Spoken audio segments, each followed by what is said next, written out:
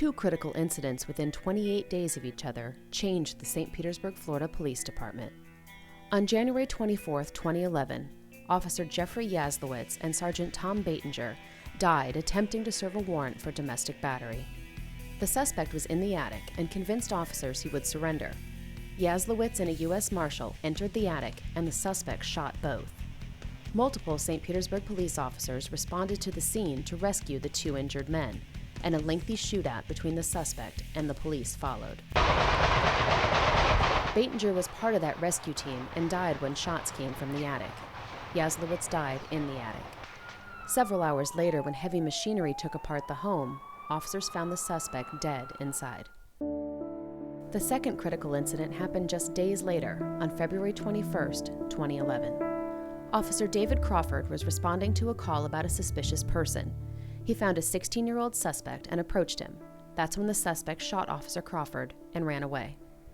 Officer Crawford died at the hospital, and law enforcement spent just more than 24 hours looking for the young suspect, who is now serving life in prison. 3 experienced officers who were involved in those incidents agreed to tell their stories. Major Dee Dee Karen was a supervisor and involved in the department's critical incident support team. Officer Douglas Weaver was part of the team sent to rescue the 2 injured officers and was involved in the lengthy shootout inside the home. Sergeant Carl Lounge was also part of the shootout in the house and responded to the scene the night Officer Crawford was killed. My mom once told me that, and I think everybody's kind of heard it after being in law enforcement a few years, she's going, "You've got kind of cold."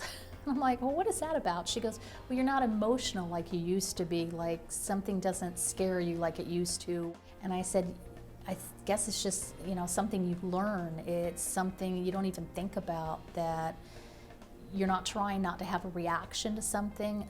Horrible incidents like car crashes where somebody dies, like a child's death, has always been one of the most difficult ones.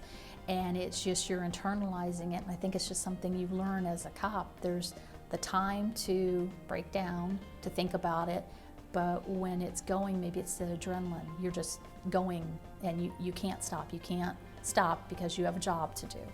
You don't want to do it when you're wearing this uniform, because I said that would look kind of silly. But that's not to say that it can't happen, because we're humans too. But I think what's better for the officer, and what I've learned in my years of training, is in an environment that you feel safe in. That may be in the locker room talking to a fellow officer. That may be at home talking to your family. That may be in an office talking to a counselor. It's what you feel safe in when you're ready to talk. I think, I hate to say the new breed because then I sound older than I am, or maybe, but being here 32 years, the new breed, I don't know if I can credit that to the academy training. Maybe that's what's helping, or it's the officers themselves these days. I will credit them. They're a lot more vocal to each other. I see a different camaraderie, so to speak. They know it's okay to talk. So I don't know who made it okay with them. I'm glad it's okay with them, because I think they're going to have a better survival rate later on when they retire. The help is there, the support is there. You have to be open, you have to be willing to ask for it, to look for it. You have to be willing to recognize the signs, and just about anything. It could be simple as a headache, grinding your teeth, not sleeping at night, not having your memory, being tired. Anything absolutely is recognizing it in yourself first. Once you can admit to yourself you have a problem, then ask for help. There's so many ways to do it. You can pick up the phone and do it, and absolutely nobody knows about it. You can talk to a counselor. Most departments have an EAP counselor. You can talk to them. Most departments now have a peer support program. Talk to somebody that's involved in it. There's a list. We keep our peer support a list. And we try to have, from the officer's level to my level as a major, that anybody can talk to anybody. If you want to talk to somebody you're equal, want to talk to somebody a higher rank, a lower rank, but you have to talk to somebody. A police officer is a thankless job that you need to give, and that's just the way it is. It has always been. I've never asked for a pat on the back. I don't want one. This is my job. This is what I do. And I don't mean it as just as in a job, but it's also what I want to do. It's a career, it's my life. It's not boring. It's something different every day. Even though I'm a patrol officer and I go out and I patrol the same area, calls are always different. There's always different people to meet. Sure, I meet some of the same criminals. The drug addicts, the prostitutes are always the same in the same areas. But I get to meet a lot of other people, and to have that difference every day makes the job exciting. It's not boring. You know, we're not actively looking for violence. We don't want violence, but you're prepared for it. But you go there with the thoughts that, just like most other circumstances, hopefully nothing is going to happen.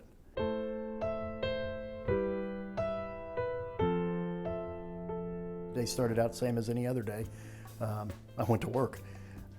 It was a regular work week. It was Monday. I think I had Wednesday, Thursdays off, so it was my Wednesday. I remember it was like it was yesterday. I train in my mind for difficult situations, but that one, no. That I had not contemplated at all. So there were a lot of reaching and doing things that I normally would not do, but there were other things where I did do that I had been trained tactically to preserve my life, to get out of there, you know, without getting killed.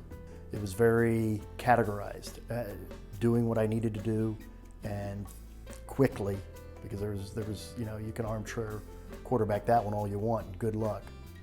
But things had to be done now. There was no time. Mistakes, I made plenty. Things I look back and I'm like, wow, I was lucky.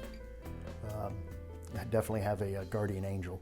Critical incidents, civil disturbance, those are nice, soft words that are put on by management to, I guess, soften or kind of make it seem like it was more controlled or more under some kind of normalcy.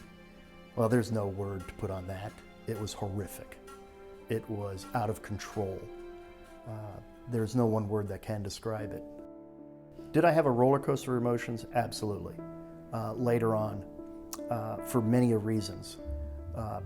If you're asking at that time, did I have any emotional issues with the shooting? Not to a great extent. I was very sad. I had lost two of my good friends and fellow officers. And I don't want to sound like but I understood that could happen at any point in time. I could get killed at any point in time doing my job. It's just that plausible. It doesn't take away from it any, but you better be prepared for it because you're going to have to work through it. They tried to put me back to work 10 days later, but they didn't understand that this was not just me shooting and killing a bad guy in someone who comes out of a robber or a guy who comes out who had just killed somebody. This was where an ongoing, it's one of the longest, for lack of a better term, siege that had occurred ever. I mean, it took minutes.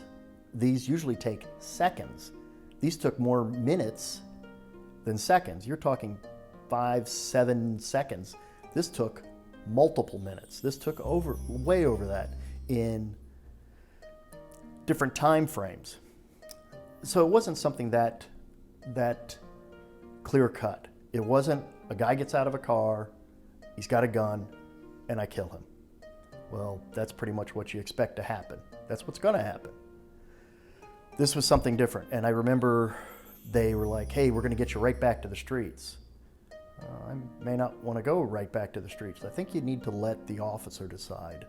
Hey, buddy, come back when you're ready. What's the harm in that? This situation comes up every day.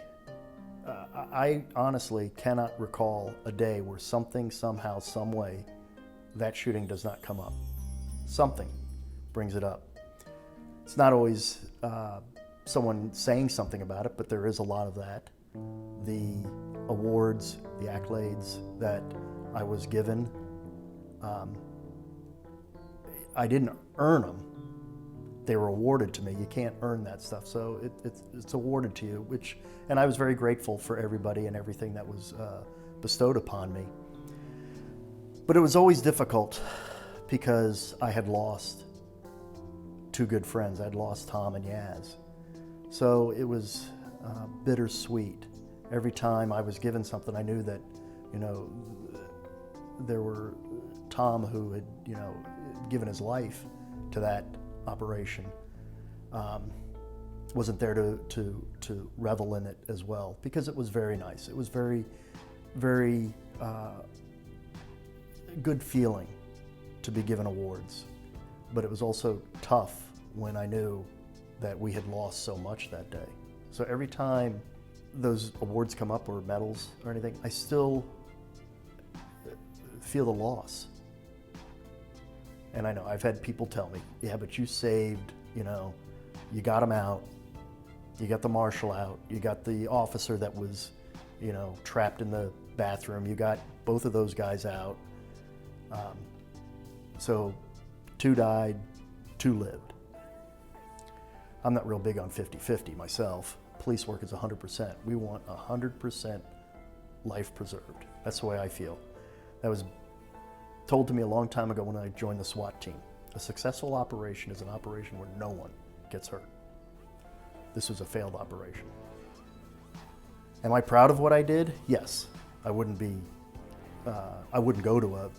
have gone to anything had I not been proud of what I did, because I knew I worked in a very stressful situation, and I worked through just unimaginable conditions. So yes, I'm proud of what I did, but I'm also heartbroken every time, because there's still 2 people I can't, you know, brag about it to. 3 shootings I've been involved in. I had an explosive blow up under my bike at one point. Dave Crawford, who was killed, worked for me for 8 years, so I was directly involved in that. I've been involved in 3 shootings, and I mean, there's been dozens of other incident-related things. After that first shooting, I didn't experience any bad things, no PTSD, no bad dreams, no anything. It was, I processed it, I did what I needed to do. I mean, I look back at the entire incident or anything I could have done differently or anything like that. No, there wasn't, and that was it. The negative side to me was our department at the time. If you were involved in a shooting, they kept you off the street until the investigation was done. And after that first incident, I was pulled off the street for 4.5 months on administrative duty, sitting around doing paperwork, and that was the worst part of that incident. Yeah, it was a regular midnight shift. It was, I don't know what happened during the shift. It was typical, and come about 7:20 something in the morning, and I'm just sitting there, and I have no idea what I was doing, proofreading reports or something, normal end of the shift thing. And then on our channel, which was different than that channel that it started developing on, we get out of the total silence units, we have a 1024, which is our department's emergency, drop everything and go. We have a 1024, we have officers down inside a house. That's like a knife through the heart. I mean, shots fired, officer down you're just gonna have a massive adrenaline dump, and you don't know what's going, it's just, I gotta get there. That's when you kind of go on autopilot. You're not really consciously thinking of what's going on. The incident itself involved a barricaded person in an attic, and it was an ambush situation. There was already an officer shot. There was one shot downstairs in the bathroom. There was another officer with them. We were hearing calls to, you know, help me get us out of here. Things were very fresh. After that shootout, I told you about my previous shootout. No big deal. I mean, this one here was, I think the difference in some of the things that officers experience, if you could differentiate aftermath, probably a big factor is whether you're truly in peril or not. My first one, if I look back on it, yeah, the guy pointed a gun at me, but I was so prepared and so fast. I took that before. I mean, did I feel he was going to shoot me? Yes. I took care of it very rapidly. In the shootout in the house, there were bullets coming through the ceiling that I seen the bullet holes opening up as I'm shooting back. It was a urban warfare shootout within a house, and I shouldn't have walked out of that. I have no idea how I walked out of that. When you've got these things, not only you're involved in a shootout and things like that, where 2 officers did get killed, but why in the world did I walk out of the house? I probably shouldn't have. I don't know why I'm sitting here today. When you talk about aftermath of it, and initially following that incident, that's when I did have the classic textbook responses to things. And again, I reiterate, I was involved in a previous shooting. I've been involved in multiple pursuits. You name it, I've probably done it. I've broke half the bones in my, legs and arms, and I've torn things, and it's just part of doing the job. And this one here, it was probably different in the sense it was just, emotionally, it was just an overwhelming experience. Now, I experienced some of the things that, I had the bad dreams, I had the nightmares, up until, and I still to this day, depending on what's happening around me, or experience I do, I've had, I had the nightmares, I had the, couldn't sleep, wake up in cold sweats. I can't tell you how many times I did that initially. But they cleared us to come back to work within 3 days. That's probably a little too soon. What is right? 4.5 months on the first shooting, 3 days on the second shootout. What is right? Now, the answer is I don't have an answer for you, but I can tell you that given the totality of that situation, 3 days was probably too much. Yeah, after this, this shootout was such a huge event in St. Pete. It was, first of all, we hadn't had an officer killed in 30 years. Now we just lost 2 in one morning. It was broadcast all over, everything was live. There was live TV out there when eventually SWAT teams went in. Front end loader was used to bulldoze part of the house. There was a lot of things that happened there that had never happened before. So this was a huge event. And then in the aftermath, they're trying to figure out who did what, and they want to give awards and all that. So there were a few of us that got different awards. Initially, we got the department's Medal of Valor, and that was at a big ceremony they did 4 months later, and that was their first big award ceremony. You would think that I would say that shootout was the worst day of my life. That award ceremony day was probably the worst day of my life. I didn't want to go. I was coached into going. You have to do this. This is for the community. This is for the community. It's for the people. And in reality, we shouldn't be doing things like that for the community, for the people. I understand getting information out and doing this and all the honoring things, but it was, in my opinion, way too soon. There was way too many things going on, and that particular day was awful. Again, I'm still a supervisor on midnight shift. I'm doing my thing there, and Dave Crawford, who worked for me for 8 years, close friend of mine, shots fired, officer down. I probably made it there in a heartbeat and a half. I think it was probably the second or third person there, and yeah, he's down. I ripped his shirt open. He's got a bullet hole right in his chest, and so, here we go again. Watching your good friend shot to death is a critical incident. And it was just, does it matter if you were involved in a shooting? No. It's the same thing. You're going to have the same emotions, the same responses. There's nothing that says, there's no flow chart that says with a shooting you're going to experience this. With a car crash you're going to experience this. And when your partner gets shot and killed, you're going to experience this. Sorry, it just doesn't work that way. They all group together. You may experience this, you may experience that, you may experience this, you may experience them all. You may experience none. And it's all normal. You just have to, how you process it, how you deal with it in the aftermath is what's important. I got educated. I was experiencing a lot of the things. I was still working. Things kind of changed and evolved too with what I was experiencing. Initially, yes, I didn't sleep well. I hardly slept at all. I was eating well. I'd have a lot of triggers. A lot of triggers were just wreaking havoc on different emotions I was having and all. But I was still doing my job. I was still working. That's what I do. Listen to yourself. Listen to yourself and acknowledge. It sounds so philosophical. It's really not. If I think that I'm having some issues and some problems, be willing to admit it and just listen to yourself. If you think you need a break, you need a break. You know, if you think you need to talk to somebody, you probably do. You need to listen to yourself, and don't be afraid of ramifications. Listen, man, we're all human. You are going to go through things, and if you asked me prior to that January 11th incident, I said, will you ever experience any PTSD or any bad stuff or any emotional stuff or any of the stuff I've talked about? I'd tell you, shoot, no. I've been through it once. I've been through it once. You can go through it many times. It doesn't really matter. I'll be fine. And it's not.